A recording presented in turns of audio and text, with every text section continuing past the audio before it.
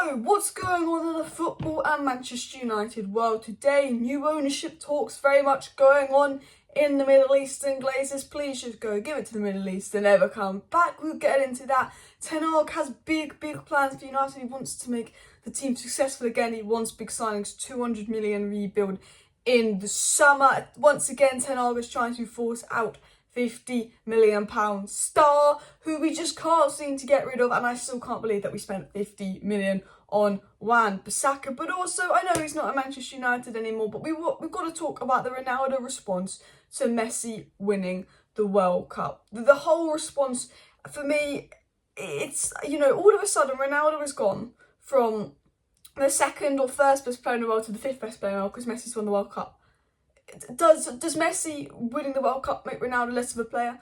We'll dive into the Ronaldo response and more. But before I get into the Ronaldo response to the World Cup, the Manchester United news, new ownership, players coming in and out of United and general news, I just want to say please do smash that like button and of course subscribe down below if you're new because there will be a big update video tonight. But this video is sponsored by the OneFootball app. The OneFootball app's kept me up to date with all the World Cup news throughout the World Cup. The World Cup's now over, but a busy January window ahead for Manchester United. A few ins, a few outs. We know there's Gakpo stories. We know there's some rumours on Bellingham and Enzo Fernandez and other players to United as well. So make sure you go ahead and download the OneFootball app. It's completely free. There's a link in the top of the description because it doesn't just have Man United news. If you're not a Man United fan, you've got all the football news you need there, scoreline updates, more shorts, videos. Basically, everything football will be there, all in one app, completely free. A link's second line of the description. Let's get into the video. I just wanted to talk about the Ronaldo response to Messi winning the World Cup. It really frustrates me that all over Twitter, people are using Messi winning the World Cup as a way to slander Ronaldo, put Ronaldo down. He's now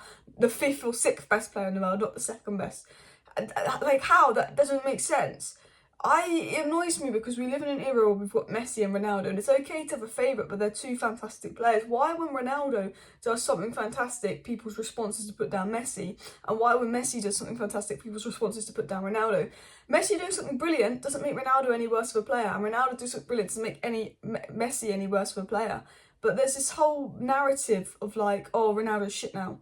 No, he's not. Like, I don't get this response of, no, Ronaldo's rubbish. Like, if your first thought when Messi wins the World Cup is, haha, Ronaldo, and there's a few Man United fans out there, and you might know who I mean on Twitter and TikTok, that absolutely hate Ronaldo. I mean, United fans, and they've always had it in for Ronaldo, and they're always like, ha, Messi's better, bet Ronaldo's crying at home, ha, ha, ha, ha. Like, generally, if your first thought when Messi wins the World Cup is, I bet Ronaldo's playing at home, ha, ha, ha, lol, Ronaldo, suck on that, Messi, ha, ha.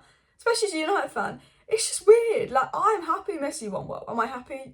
I'm happy for Lisandro Martinez and not so much for Di Maria, but like, I wanted England to win, of course. I wasn't bothered who won, France or Argentina. I'd be happy for Messi, I'd be happy for Ronaldo. I think it's important that one of those brilliant players got to lift the World Cup because they're the two things they never lifted and they're the two best players of all time. And I'm happy for Messi. My first thought isn't haha Ronaldo. My first thought is haha Piers Morgan, to be honest, because he's a twat. But I just wanted to talk about this response of like, now Ronaldo's the fifth or sixth best player in the world and now Ronaldo's rubbish. Like, a year ago, everyone was saying Ronaldo's clear because Messi had one goal at PSG. Like, it's like, I feel like the recency bias in football as well. Like, how can we compare someone at 38 and 35? We compare Messi and Ronaldo throughout the whole career, and maybe Messi winning the World Cup makes them pick Ronaldo. But that doesn't mean Ronaldo isn't a fantastic player, and that, Messi's had a fantastic achievement. And like, the summary of my point is, I think the response to Messi winning the World Cup, I don't get why people are making it about Ronaldo. Can't we just make it about what fantasticness Messi has done? And I just kind of wanted to talk about that. I spoke about it in my live stream yesterday because I think like it just annoys me like how childish people are. Like, we live in an era where we got to see two best players at the same time fighting it out against each other. This amazing era. Like, we should appreciate that we got to see both, and people were just immature. But getting over that little bit of a rant and a chat, I do want to get into the Manchester United news, Wan-Bissaka news, basically United trying to force him out and that. Before we get into news on the Glazers, the Manchester United sale and the transfer ins, let's get into the transfer out. It's very obvious we've been trying to force out Wan-Bissaka for a while. Ten Hag doesn't like him. It was said that Manchester United and I now trying to find a way to axe out 50 million star at Old Trafford.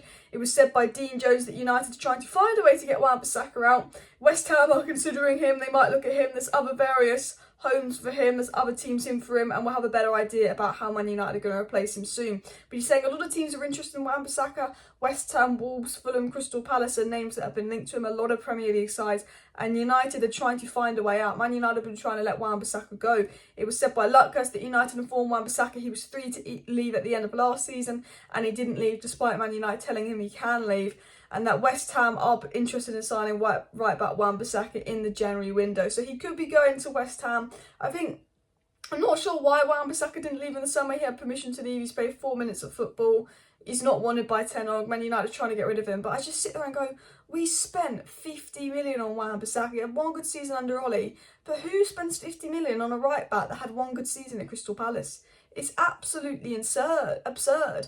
Like, 80 million on Maguire, 50 million on Wan-Bissaka, even 100 million on Anthony at Ajax. Like, why do we spend these kind of money on players? It's absolutely crazy, giving him such large wages. And look, I always thought he was a decent player on Wan-Bissaka after his first season. He showed a lot of potential, but he's just not been particularly good. And I think he needs to leave the club. And I think there's been some attitude problems and some other issues surrounding Wan-Bissaka where obviously Erik TEN isn't a fan. So I think, again, we just need to get him out because he's not been the most positive. The question is, I don't think United will buy a right back to replace Wan-Bissaka. I think if we sign someone in January, it's an attacker, not a fullback. So I think there's chances of Brandon Williams being back at right back.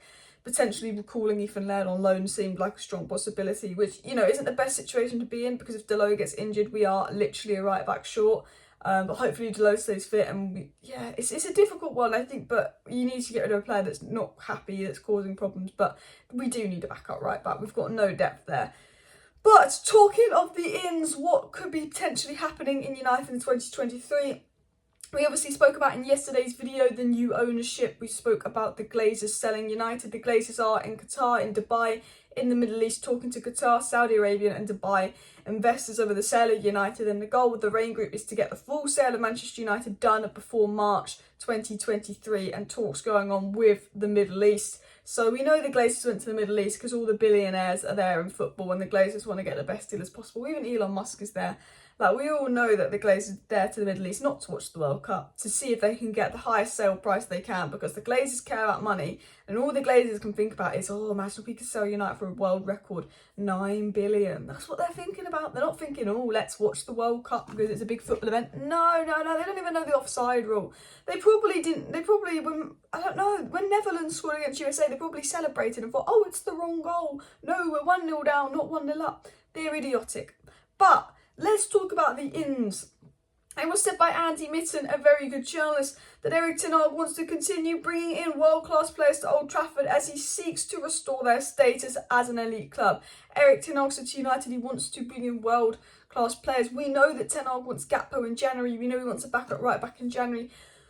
We know in the summer he likes Oshmin, we know he likes Vahovic, we know that Frankie de Jong and Bellingham seem to be the dream. He also likes Enzo Fernandez, he likes goalkeeper Diogo Costa. I think his dream is Frankie de Jong and Gakpo and Bellingham at the moment. I think he also really does like Victor Osimhen, and we'll have to see where it goes. But we know Ten Hag wants big, world-class signings to make United a superpower again. We know that Ten Hag signings have all been good. We can see Ten Hag's made progress. We can see Ten Hag's doing a fantastic job with the Manchester United squad in general. Like, you know, Martinez is coming in, been fantastic. Casemiro's fantastic. United are playing well. United have got top four in their hands. You know, we're in a really good position under Erik Ten Hag, and United have been playing very, very well. And I think if we get the new owners in that are going to give Ten Hag the investment, I think he'll succeed. Because I think if you give Ten Hag what he wants, I think that he will do well with it, because he's done well with what he's had so far at United. And, you know, we are on track for top four. I do think, and I'll say it again, United need to buy someone in January if they do want to get top four. But it was also said another player on United's shortlist is Ajax Ghanaian international Mohamed Kudus, who's worked with Ten Hag before. And I can see him as a potential target. I think Bellingham, Enzo and De Jong are the three midfielders United want, but they're very difficult deals to do. I think I could see us going for Kudus, very good World Cup as well. I could see United swooping in for him. I think there will be a big summer. I think if we get new owners, there's going to be a massive summer. I think January is probably Gakpo or not. Maybe a Felix on loan if we fuck up Gakpo, if that's possible. But I think summer, I think that's a big summer. I don't know who it will be. Will it be Carlo Ramos? Will it be Frankie de Jong?